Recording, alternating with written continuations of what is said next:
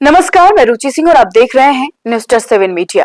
बहुत ही दुख के साथ आप सबको बताना पड़ रहा है कि आज हमारे देश के पूर्व प्रधानमंत्री मनमोहन सिंह का 92 साल की उम्र में निधन हो गया।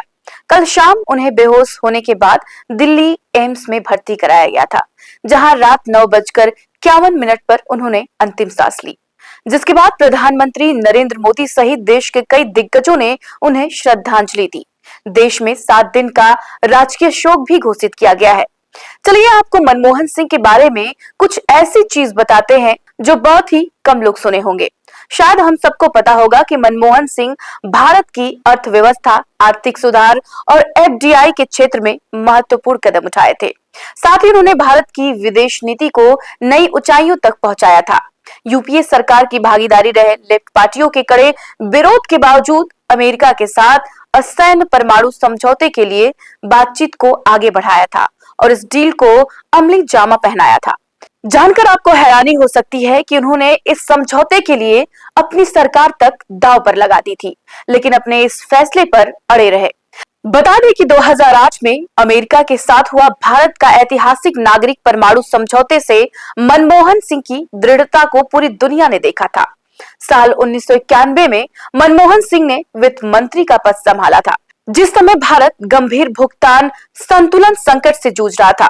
विदेशी मुद्रा भंडार खतरनाक स्तर पर पहुंच गया था, जो मुश्किल से 2 सप्ताह के आयात को कवर करने के लिए पर्याप्त था।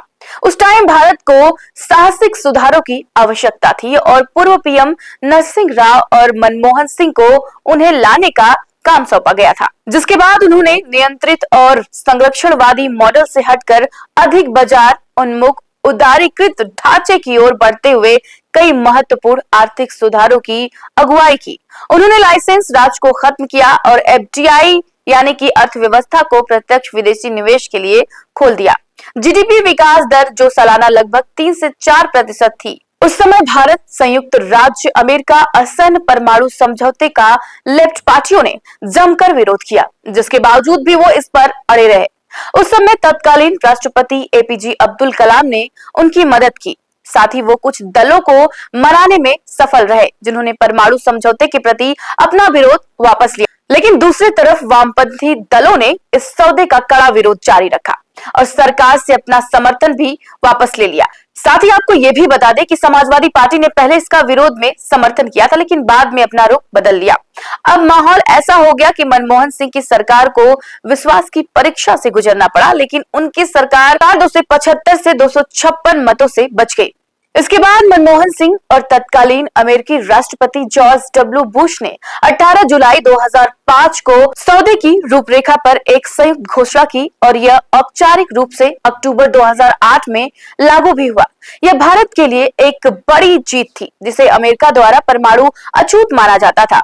इस सौदे ने न केवल भारत को एक जिम्मेदार परमाणु शक्ति के रूप में स्थापित किया, बल्कि इसने अमेरिका को नागरिक कार्यक्रमों के लिए प्रौद्योगिकी के साथ भारत की सहायता करने की भी अनुमति दी।